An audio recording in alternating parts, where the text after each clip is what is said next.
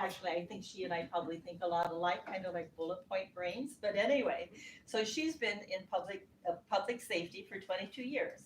The last 8 of which with the Deschutes County Sheriff's Office as an emergency services coordinator.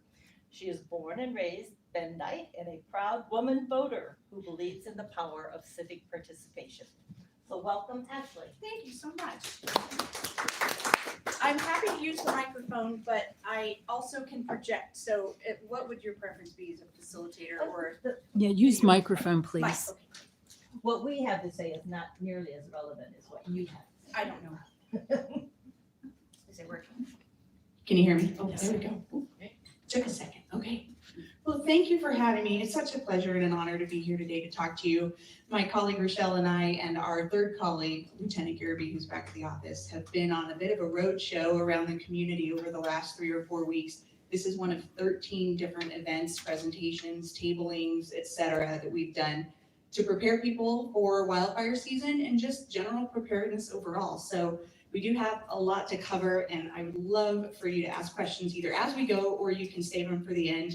If it seems topical and in the moment, please feel free to raise your hand, and when I get to a place where I need to take a breath, I will call on you and we can answer your question then. So let's jump right in. We're going to be hitting several different topics today, and I wanted to start off with talking about alerts, because if you only take away one thing from the whole presentation, it will be that we need you to sign up for Deschutes alerts. So let's talk about that first. But here's a list of places where we are eventually going to go together in the time that we have today. If you're not aware of how to scan a QR code, all you need to do on your smartphone is open up your camera app and sort of hold it up and look at the QR code, and eventually your phone will recognize it and you can click that hyperlink. It will take you to a page where you can sign up for Deschutes alerts.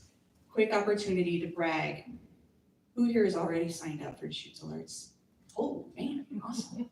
Rochelle, you can raise your hand. Oh, okay.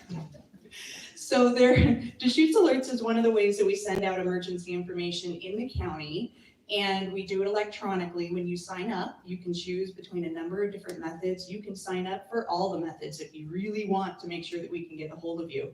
But you can be alerted via email, 2 different email addresses if you like, text message, cell phone, or landline, and those calls come over as like a robo voice call. We also provide TTY and TDD connectivity. So if you have folks who are hard of hearing in your home, they can sign up for those methods. But we use this system in conjunction with 911 to send out information about evacuations. We also use it to send out information like there's a bad person in your neighborhood, lock your doors. Maybe there's a person with memory issues who's walked away from a nearby care home. Be on the lookout for them. So it's really, really a great thing to be signed up for this. This is not just an FYI type tool. We are not going to send you a message if there's evacuations going on in La Pine and you don't live in La Pine, right? It's very geographically based. So when you sign up, put in your address. That's how we'll decide if you need to get an alert or not. We're not going to send you just, general information type things. If you are a member of a different county, you can visit oralert.gov and sign up for your county's site. So each county in Oregon has a system like ours, and the portal is through OrAlert. So if you have friends and family that are living in Oregon, make sure you tell them about OrAlert and to get signed up for their system. I sort of forgot to mention what it is our office does. So Rochelle and Lieutenant Garrity and I are part of the Sheriff's Office. We're the Emergency Management Unit. So we are housed within another division. We're kind of down in the weeds a little bit, but our focus is countywide. We're not law enforcement officers. We don't run the jail. We don't do any of that kind of stuff. We just do emergency management, emergency preparedness, recovery, all of those types of things. And one of the things that we focus on is studying the natural hazards that we have here in the county. And it probably comes as no surprise that people really focus a lot on wildfire, but every 5 years, FEMA asks us to go through an exercise where we rank all of the hazards that we have in the county. And the way that we do that is we look at the history of what's occurred, and then we try to predict, maybe based on climate and other factors, what might happen in the future. And then we rank those things based on probability and impact. So I want to take a second and maybe get a feeling in the room of what do you think the top hazard is? What's the most probable and would have the biggest impact in the county? Just shout it out if you have an idea. Wind. Wind, great. Any others? Which one? Wildfire. Wildfire, yep. Drought, yep, exactly.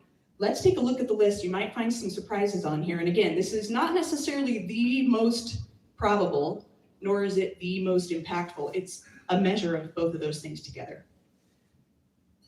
So winter storm is the most probable and impactful hazard that we have. The reason for that is because when we do have one, it impacts most of the county, right? A lot of the other ones, with the exception of drought and maybe Cascadia earthquake, would have a smaller footprint. So that's why you find them lower down on the list. Windstorm is up there because it happens pretty frequently, actually, especially the closer we get to the Cascades. So our communities like La Pine and Sisters find themselves in windstorm territory. Wildfire. Wildfire's number 2. We're going to spend some time talking about that today. When it comes to the impact of disaster, something that our office focuses on is not necessarily trying to come up with a plan for every single thing that could go wrong, those things that you saw on the list before, but we try to focus on what would the impact of that disaster actually be. Excuse me, one second. So in other words, while we do have procedures and things that we do for a wildfire, procedures and things that we do for a flood, procedures and, hazard specific type things, what we really try to focus our energy more towards is the systems in the community that get impacted when we have a disaster. So here's just some little icons for what some of those might be. So health and medical, housing might be impacted, infrastructure, fuel and energy, security, water, food and water, hazardous waste, communications. So these are really the systems that we rely on to keep our society running strong. So that's what we need to focus on. It's also a great reminder of the types of partnerships that we try to facilitate as emergency managers. So we're talking with AT&T, we're talking with the road department, we're talking with St. Charles, we're talking with Housing Works, we're talking with our food and water providers and so on and so forth to make sure that they're ready and resilient should we have something occur in the county. I wanted to throw in a couple slides about some previous disasters that we've had here in Deschutes County. So this was in 2017, literally the month before I started. And this is, at the time, I think it was Highland Magnet. I couldn't remember if it had been renamed, but Kenwood School and the gym ceiling collapsed. Were folks living in Bend at that time? Snowmageddon, take one, yeah. Thankfully, nobody was injured, but it was definitely a reminder that some of our more aging buildings need a special eye kept on them during snow events.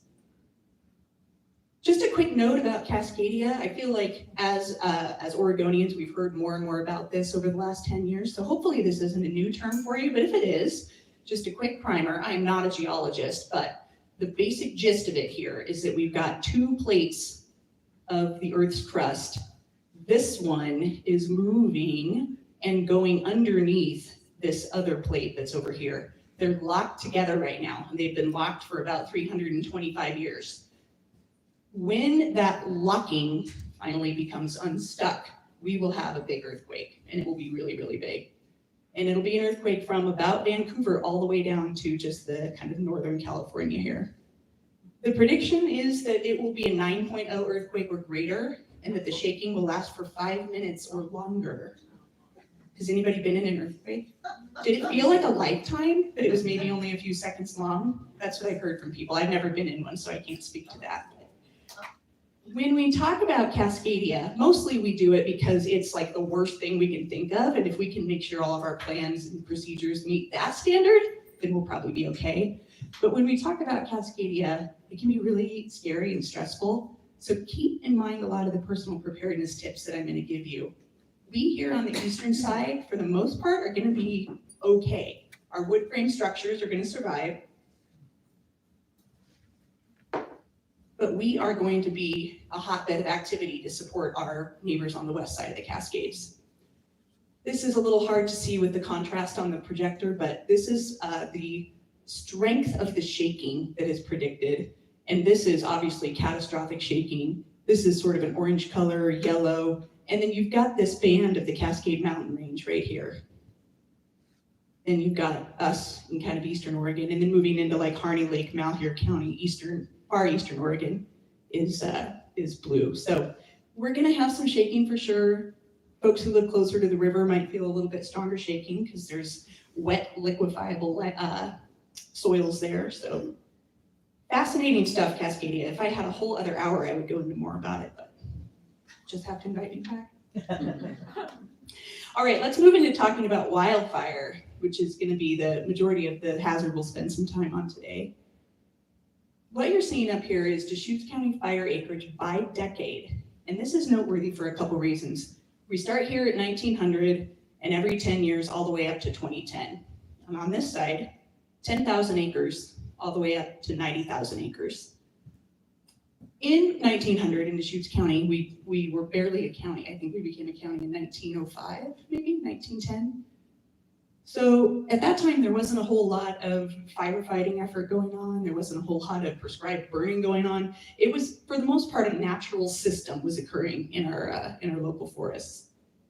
And then in 1910, there was a catastrophic wildfire and a series of them all throughout the West. It killed 83 people, and it was just very, very, very bad. So we had a lot of acres burned in 1910. And that really set off about 60 years of very, very aggressive firefighting efforts in our forests. Unfortunately, what that set us up for were forests that were very, very thick because the natural forest fire hadn't been able to get in there and clean it up. And then when it did burn, as we saw in the 80s, 90s, 2000s, it burned bad, and it burned a lot. I was impacted in 1991 for the Aubrey Hall fire. Was anybody here for that one? I got evacuated. Did you all get evacuated or have any impact? Okay, good. It was pretty scary as a little 8-year-old kid, but we got through it. We didn't lose our home. So it's been an interesting sort of trend. Now, last year in Oregon, 2024, we had the most acres ever burned in the state of Oregon.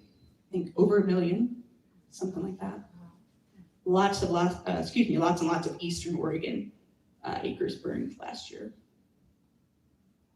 I do want to touch on home ignition zone and defensible space. This is not my specialty, so I encourage you to look up Fire Free or some of our Project Wildfire partners. Talk to them. They can even come out and do a home assessment for you at no cost to help you determine what are some steps you could take to make your space safer.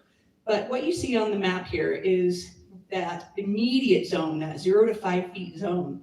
And there's certain rules about what you should have here and the types of shingles you should have and the decking and all of that. And then you've got an intermediate zone, which is 5 to 30 feet regarding shrubbery and, some green space, things like that. And then 30 to 100 feet is that extended zone. And really the reason to spend some time on defensible space is just that, it's to make your home more defendable. So if firefighters can get to your home, they have a better success rate at actually saving it rather than potentially having it burned down due to a bush that was too close or something like that. So really interesting stuff. I encourage you to Google it, and I'll send you some resources that you can maybe blast out to your members via email. Okay, we're going to move into evacuation.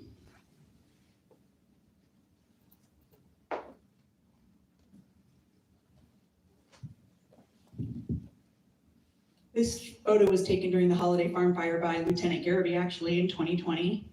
And Deschutes County was not having catastrophic fires then, thankfully. But Labor Day of 2020, we had many, many fires start all over Western Oregon. Holiday Farm, Beachy, and Lions Head, Estacada. There were hundreds of thousands of acres burned in 2020. This is right outside Dakotas, if you know where this is, on Highway 126 on the way to Eugene.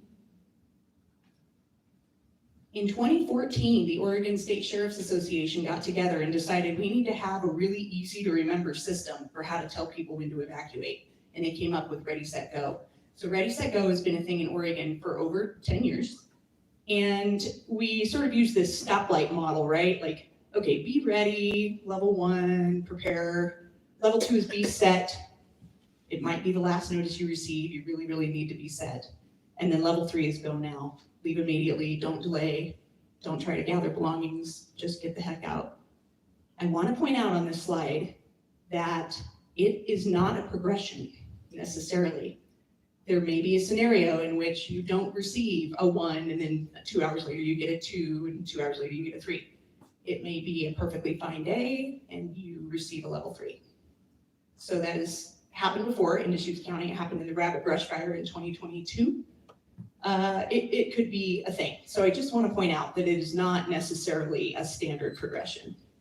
I also, and you're going to hear me say this a couple times, it is not necessary for you to wait for us to tell you to leave. If you see smoke, if you see flames, if you feel unsafe, please just go. You do not need to wait. And as we've seen in scenarios like the campfire that burned Paradise in California, those folks didn't have time to A, send an alert, or B, receive an alert. It was moving at a football field a second. So that was a really, really bad fire. We would not have had time to send out evacuation notices on that one, nor would folks have had time to get it, process it, do what they needed to do. What I'm going to suggest, and I'm not sure I have a slide for this, but what I'm going to suggest is during those days in the summertime, especially when you see on the news that it's a red flag day. Is that a familiar term to folks in the room, red flag day? That means it's fire weather day. It's hot, it's dry. Any fire that starts in the forest for whatever reason, or in town for whatever reason, has the potential to really take off. So those are days when, again, you're watching your news in the morning and you see a red flag day. Have your situational awareness turned up a notch or two. Have Deschutes alerts, make sure you know that you're up to date with that. Maybe you've got an app on your phone like Watch Duty. We had lots of folks who were using that last season to kind of keep an awareness of what was going on with fires. So red flag days are definitely something to be aware of. This is a little tough to read. I apologize. I was tinkering with it before I arrived here, but I just couldn't get it to work. So the point of the slide is that if you do have to evacuate, we want you to wear natural fiber clothing. And the reason for that is, especially what I'm wearing today, my shirt, polyester, and it will melt, and it would not feel good against my skin if it melted. Natural fibers have a tendency to hold up a little bit better, especially in radiant heat, which is what most people encounter. They do need to evacuate, and the flames are right there. It's radiant heat, not necessarily flames touching their skin. So we recommend a floppy hat, goggles, a face covering. Have the face covering be dry. The reason for that is if it's wetted, it will actually, the water in the wet cloth will boil if you're experiencing radiant heat, and you'll end up with a burn on your face. So a dry cloth, long sleeves, leather gloves, long pants, wool socks, and leather boots. And again, you're going to have heeded my advice and not waited, right? Don't wait until it's too late to where you have to be thinking about what to wear to get out safely. It was almost as if I wrote this PowerPoint myself. Leave early. Leave before you think you need to. Leave especially early if you have, maybe you've got some special considerations. Maybe you've got folks in your home who aren't as mobile and they need a little extra time. Maybe you've got pets or kids, or maybe you accidentally forgot to pack your go bag, right? Get that stuff together and leave earlier than you think you might need to. Check on your neighbors if you have time. There's a slide upcoming about that also. Stay calm, follow directions. I had a question yesterday from an audience member that asked me, well, there's gonna be police there to tell me where to go, right? I hope. I mean, they're coming as fast as they can, I promise you, but depending on the timeline of the events and the scenario and how it unfolds, we may not have gotten there yet. So I encourage you to follow directions, but also do some pre-planning. If you've got a neighborhood where you know you've only got one way in and one way out, know that one way in and one way out really, really well. Maybe even leave a little earlier because you know that's your one way in and one way out. We don't prescribe evacuation routes. We encourage people to know those main arterials, those roads where you use these roads to come and go every day. Those are going to be the most likely way out of your community during an evacuation. They're meant to hold more traffic. They're meant to move traffic quickly. We're not going to be sending folks through the woods in order to flee from a wildfire, most likely. So get to know those routes, stay calm, follow directions. Consider alternatives. This photo was actually taken by Melissa Steele, who is a Bend Fire community wildfire preparedness person. And she was impacted by the campfire, which is the fire that burned Paradise, California. And in this scenario, I'll try not to botch the story too much, but in this scenario, they had a group of people that were not able to get out of the Paradise area in time. They had done some pre-identification of parking lots and grassy areas and things of that nature. So they knew that they could take a temporary refuge in this space and be okay. So that's what they did. So take a glance around your neighborhood, maybe in the first quarter mile, half a mile ring around your neighborhood, and identify some of those places where you could maybe take temporary refuge if you needed to. Drive carefully. This is actually a still from a pretty scary video. This is totally survivable, by the way. These flames are a ways off. It is very scary looking. It's going to be dark in the middle of the day. But this is also, again, why we tell people to leave early. This is not something that we want you to drive through, right? If you can avoid it. Okay, now that we've given you some good reasons to get prepared, let's dive into how to do that step by step. Before I do that, do we have any questions on evacuation? I have one. Please. Okay, I live Neffen Purcell, like bottom of Pilot Butte. There's only one road in, and just in the apartment complex, there's 168 units. Yeah. There's no way that all of those people can drive out. So my plan is that I could just walk to the hospital. Sure. Is that a logical plan? I think so. I mean, it's a big wide open space. They've got some deciduous trees in the parking lot probably, but I think for the most part, that's a perfectly acceptable plan, especially if there's no other option, right? I like the fact that you've thought through a couple of things. You've said, well, what if, and then you branched off. Well, what if that, and then you branched off. So having more than one option is definitely something that we recommend, yes. I think when we saw the California fires and we saw these abandoned cars that were Yeah. burned, that's what made me think about it. Yeah, absolutely. My other question is, when you talk about face masks, you want something more than the COVID masks? That's actually probably fine. We actually give those out I at haven't had 95s during smoke season. Yeah, exactly. But excuse me, in a pinch, a bandana, a t-shirt or something pulled up over your face, just something to keep those large chunks of ash and even embers from going into your airway. That's really what it's mostly about. So yeah, great. Any other questions about evacuations? Yes. Safe spots, we have a lava flow and we have Oh. a river. Okay. Is the lava flow better than the river? Oh my goodness, we were just talking about lava flows yesterday with Lieutenant Garrity, and he was saying that lava flows actually almost create their own sort of weather system because they get really hot. So it wouldn't burn. I'm trying to think through the answer to this. I don't know. Yeah, I'm sorry. Yes. I was surprised to hear what you just said a few minutes ago about you don't recommend particular routes. I think that really needs to get out in the public, so people will do as you told us to do. Thank you for highlighting that I think again. people think that they're gonna be told. Sure. which ways to go. Sure. What it comes back to for us is if I was up here talking about tsunamis, it would be so easy, right? I would be able to say, well, we know the tsunami is gonna come from the ocean.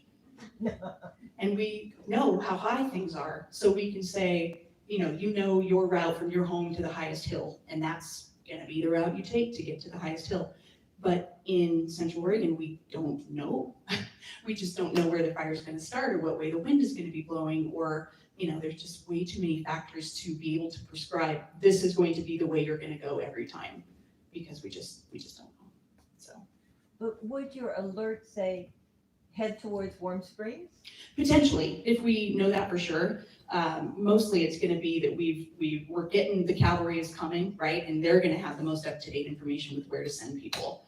We also potentially could include information, if we have it at that moment, about where either a temporary evacuation point, which is different than that temporary refuge area I mentioned, but almost like a shelter, but just like a temporary spot for people to go and rally and catch their breath and get some water. We'll put that in the message too. So yeah, we try to have as much information in those messages as we can. And before we're done here, I'm gonna show you some other sources of information that you can get directly from our office, so. Thank you for helping me highlight that again. Yes, sir. We have a friend who used to be a hotshot and now is a coordinator for resources. She said that with all the layoffs in the national forests that things are different. with the Right. firefighters. Right. The statement was regarding the recent layoffs at the federal level and how that might impact our ability to fight fire effectively. Is that the gist of it? Yeah. So we are really lucky in Central Oregon that we're incredibly well resourced if there aren't a ton of fires going on at the same time, because we have a lot of mutual aid partners that we can call on.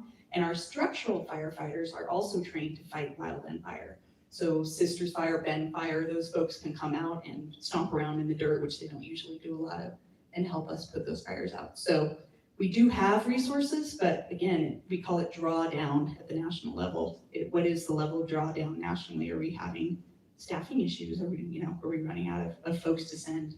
So yeah, that's definitely a consideration. I saw another hand in the back. Rochelle. So another thing to consider, if you are parking in a garage, that power may be impacted. So you might wanna consider knowing how to manually open that garage Yes. or open it ahead of time if you're predicting evacuations. Yes, perfect. And for the folks in the front, if you could hear, the advice was about making sure you know how to open your garage door manually in case power's been impacted. What we're seeing from power companies now is that if there's a wildfire in their zone, they will sometimes shut down the power so that their infrastructure doesn't make the problem worse. So in addition to being evacuated, you may also not have power at the same time. So think through those problems. Yeah, thanks, Rochelle. Yes, ma'am. Another question about making a plan in Sure. closely packed neighborhoods where the clearance from the house to the property line is about 5 feet. And then there's also limitations with covenants, codes, and restrictions about cutting down trees. and- Sure. So I don't know if the answer in something like that is just basically being prepared to leave. Because I know that they're trying to do fire-wise communities in some of those areas. Yes, absolutely. Yeah, I live in one of those houses where the distance from my eve to my neighbor's eve is like that far. So it also can be frustrating for folks who are trying to do the right thing and taking care of their own property, but they have neighbors who are, right up against them that maybe aren't doing their part. I think, someone mentioned Firewise at the beginning of the talk, or Fire Free, I'm sorry. Fire Free is a great opportunity to clean up your yard debris and take it down to not landfill or another one of the transfer stations for free.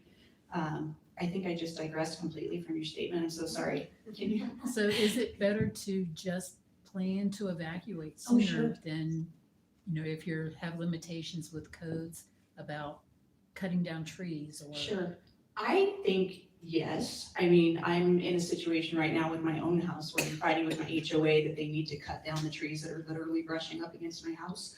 So for me, if I'm already thinking that maybe as try as I might, my house might not be as defendable as I want it to be, that might be another reason why I would leave earlier. Absolutely.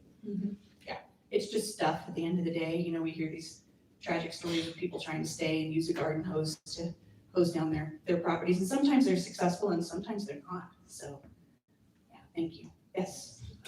Our Firewise coordinator gave me information today. For any of you who happen to live in Northwest Crossing, it's not where I live, but I have information to give people who to start. If you don't have Firewise, apparently Northwest Crossing doesn't. Firewise. It's so effective. It You is. even get reimbursed for some of the costs involved with having trees cut down. Firewise is a designation that comes from the National Fire Protection Association, and I think you don't need very many people. So if you've got a huge neighborhood, but you've only got, say, 8 neighbors that want to go in on this thing together, you meet certain standards, you work with our Project Wildfire / Firewise coordinator here in Central Oregon, and you meet those standards, and then you get a Firewise designation. You can go on the Firewise website and see all the different communities. Central Oregon had some of the very first communities that were ever Firewise back in, I think, the late 90s or early aughts. So it's a great program, and they do offer some incentives depending on grant funding and other funding streams to help you clean up your property and take debris away and have those trees trimmed that your HOA won't get to, things like that. Thank you. Okay, let's move into preparedness. Now this is what we call an all hazards approach. So you remember me talking about the impact of disasters? That's what we focus on more than having a plan for fire, having a plan for earthquake, having a plan for all of that. we use the all hazards approach. This is really what it takes. Making a plan, building a kit, and getting connected, and I'll talk about each one of these things. Making a plan is not necessarily sitting down and writing something in a book or on the computer and printing it out. It could be as simple as having a dining room conversation with your family about, hey, what are we gonna do if we can't get a hold of each other? Do we have a pre-identified meeting place? Maybe we have one that's just a couple blocks away if our house is impacted. Maybe we have one across town if our neighborhood is impacted, or maybe we have one in a different town if our town is impacted. So think big about those kinds of things. I'll go back to what you said about that kind of branching decision tree that I heard you talking through, where we definitely don't want you to leave here with a sense of fear or feeling like you're overwhelmed with all the things you need to worry about. It's more about being empowered, because when you've thought through these problems, it's not as scary. So it's actually been scientifically proven, psychologically, that if we talk ourselves through the problems, if we encounter that problem, it's not quite as scary. So talk about it with your family, talk about it especially with your neighbors or other folks in your community who might not have the ability to plan for themselves. I've got a 92-year-old Nana. She's pretty spry, but I try to include her in my planning too. So be thinking about those friends and neighbors. There are so many resources online to actually have like a template plan if you like that style. FEMA has a wonderful wallet card that you just fill out with doctor's name and insurance numbers and your, folks in your phone. If your phone goes down, you'll have a number for them written on your little wallet card. So I'm happy to send those on to you and you can blast them out to everybody. Lots and lots of tools for making a plan. But again, just talk through some of those problems. You've heard from me about the most likely scenarios in Central Oregon. It'd be winter storm, wildfire, and windstorm. Two of those, which I'll get to in a second, are shelter-in-place disasters. One of them is an evacuation type scenario, wildfire. We'll talk about building a kit, and then we'll leave you with some informational tools. When I first got started in this work about 8 years ago, I was really, really into talking about preparedness with people. And something that I noticed right away is that folks get this sort of glazed over look, especially when they saw all the cool checklists that I had made in like my first 6 months. It was hard to hang. Okay, let me take some water. So I started to think about that, and I recognized almost as soon as I started analyzing it, that not everybody has the ability to get together a giant bunker-sized storeroom of canned food and, hazmat suits and all that kind of stuff, right? So sometimes that causes people to not want to start at all because they think, I'm never going to get there. I'm never going to be able to reach that standard. Why should I even bother? So I really want to encourage you when we talk about making a kit to just start small. You might be shocked at what you find in your junk drawer when you go home after this presentation. You might find all kinds of goodies that you could set aside for a rainy day in case you needed to either shelter in place or evacuate. So start small. It's better to start small than to not start at all. A go bag is one of the most important things you can have sitting by your door in addition to your purse and your keys. Remember the 6 Ps. We have tons of checklists for this, but this is a nice way to kind of boil it down, especially if you're packing in a hurry. Obviously, you're going to be taking your special people out the door with you and your pets. Papers is more of a placeholder for things like a utility bill, a deed to your house, some kind of proof of ownership that that's where you live. It can be really important to have that in case your home is destroyed. It's nice to have for purposes of connecting with recovery and insurance and all of that. Marriage certificate, social security card, all those things that you might have in a little fire safe if you're me. Grab that and run out the door with it. Photographs is a placeholder for your scrapbook, obviously, things of that nature, but those irreplaceable items, heirlooms, other things that you are just not going to want to lose if you do lose your home. Plastic/cash, plastic meaning credit cards in this case. And pills is really a placeholder for prescriptions, obviously, hearing aid batteries, contact lens solution, eyeglasses, mobility aids, CPAP machines, distilled water, all those things that you might need for whatever your special circumstance is. And this would be the kit that we talk about when we're thinking about evacuation. It's right by the door, grab it and go.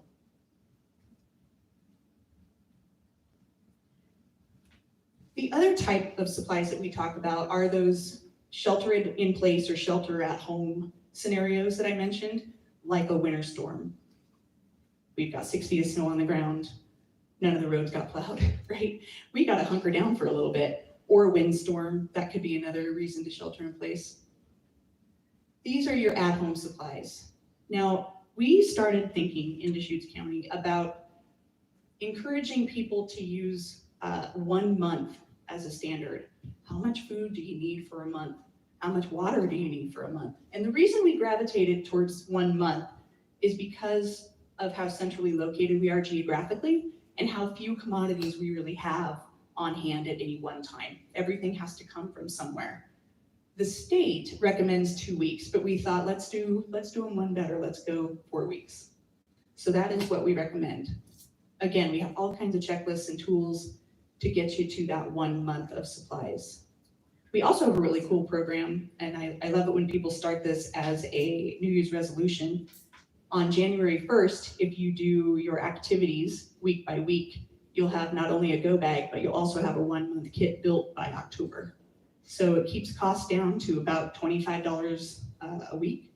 Pick up a couple extra things at the grocery store, put them in your bin or your bag, and we'll have you cross the finish line by October, so.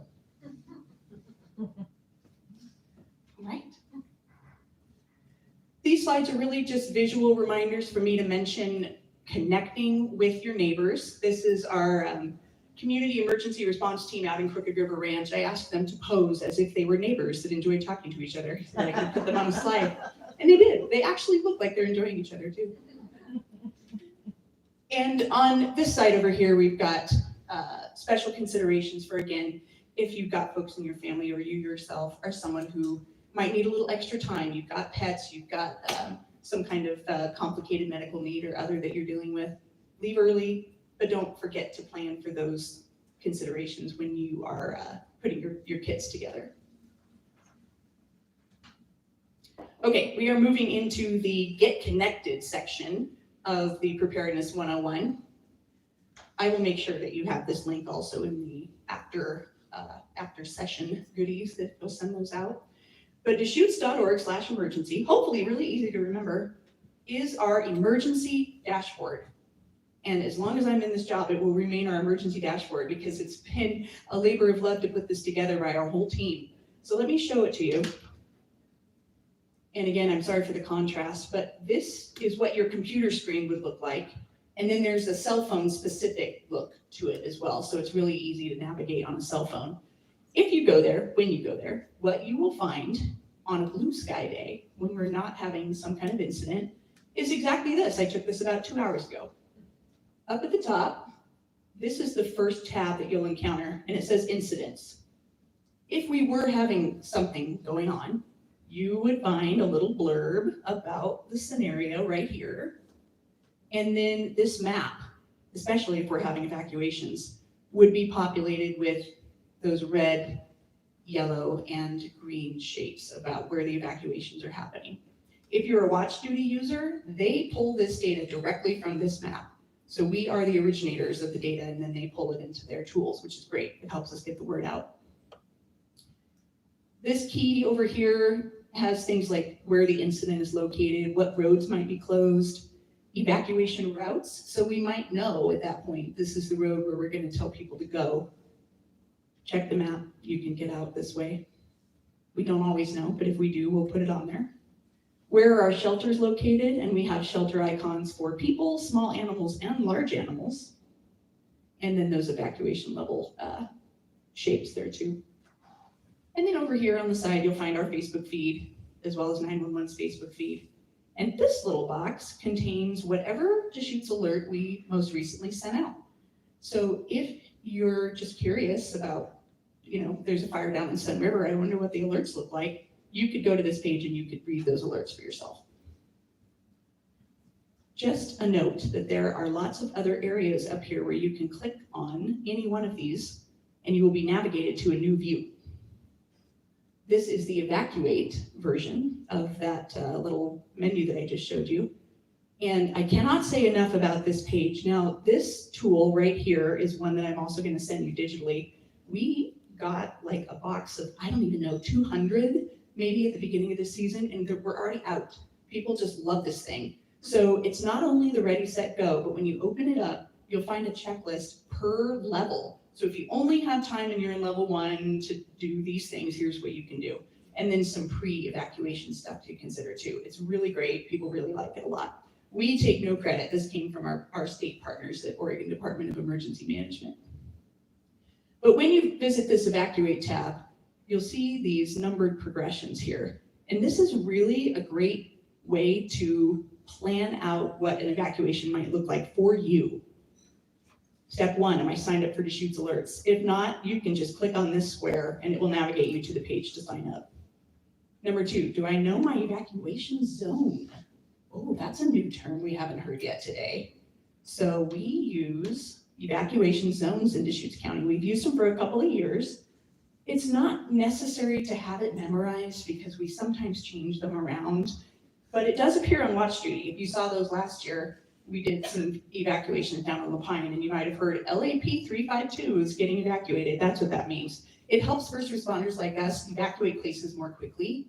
So rather than saying, over the radio, we need to evacuate west of Highway 97, but south of Highway 20, east of the green tree with the bushy, it's just Lapine 352. That's the one that's getting evacuated. Send it to level 2. So it helps us do it really quickly. So it might be nice to know your zone. It's not super necessary, but I would check this link. Again, it will link you directly to a map to tell you where your zone is. No evacuation routes. I mentioned this earlier. I did not mention that this link will take you to a map of your neighborhood where you will see those critical, arterial, collector, all of those types of roads that we already know are going to be the ways that you get into and out of your neighborhood. So we don't call them evacuation routes necessarily, although we did on this slide. It's more about finding those different ways that maybe you don't go to the store that way. Hey, I could try this one. So go in there, type in your address, and it will give you a map of your neighborhood so you can check out those roads. Number 4, knowing the levels, which is basically this over here, but it'll take you to another view. Pack a Go bag has a checklist of what to put in your bag. And then Stay Aware is a page that's being designed still, but it's got some links to different informational tools on it. Lots of good stuff on this one. Okay. I have reached the end of the presentation. I would love to pause and take whatever questions you might have for me, and if I don't know the answer, I promise to seek it out and get back to you.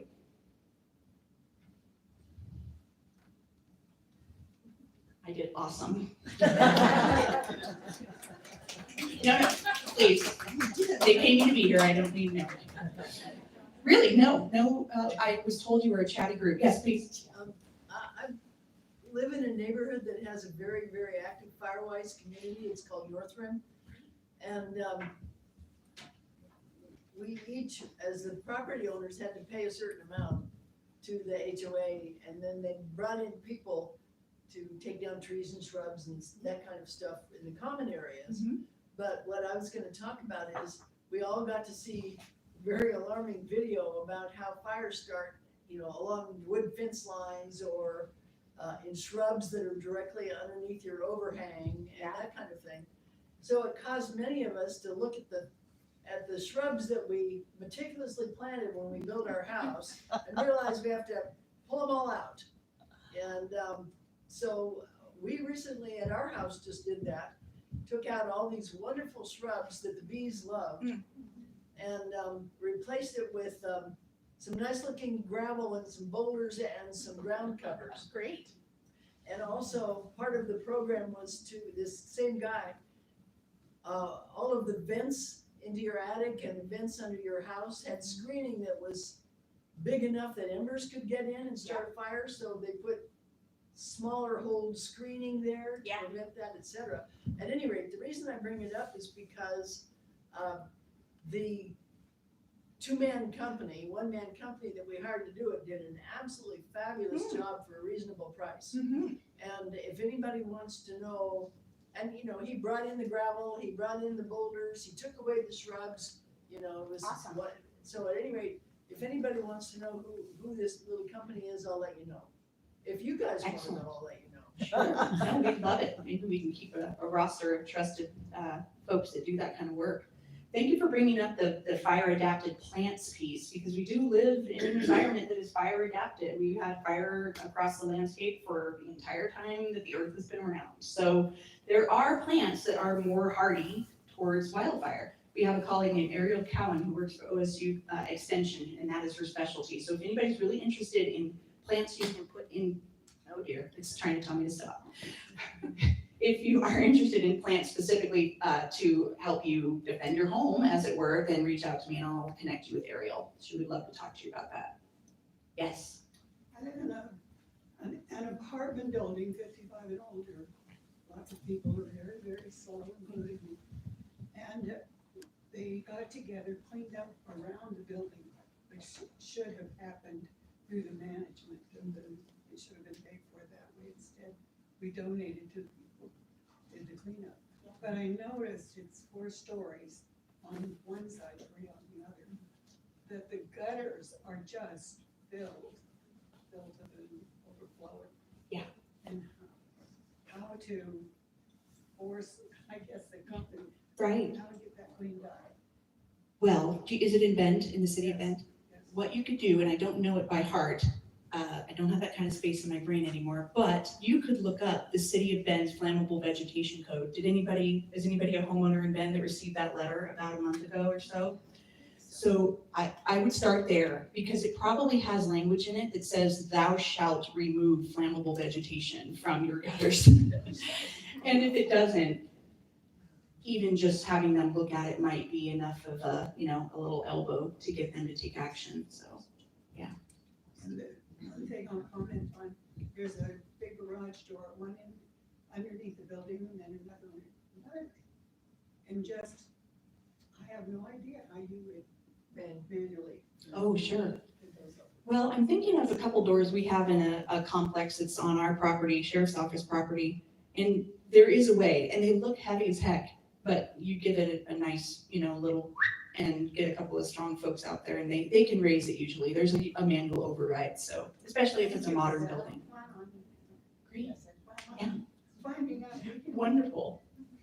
Good questions. You know, I was just taking a walk one day and one of the houses along the way had a bunch of needles Mm-hmm. on the ground. Yeah. And someone came by and threw a cigarette out the window.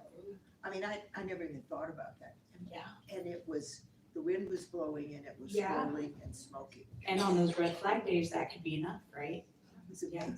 I mean, Yeah. what a wake up call. No joke. And I'm gonna pair your comment with your comment about embers. So the way that towns get lost in wildfire is the fire that maybe starts in that wildland urban interface or out in the woods, as we think of them, sends embers into town and it starts those spot fires. So we've really been trying to have an honest conversation with people, especially in the last few years, because I was encountering people, all of us were, that would come up to us and say, well, I don't need to worry about wildfire because I live in the city.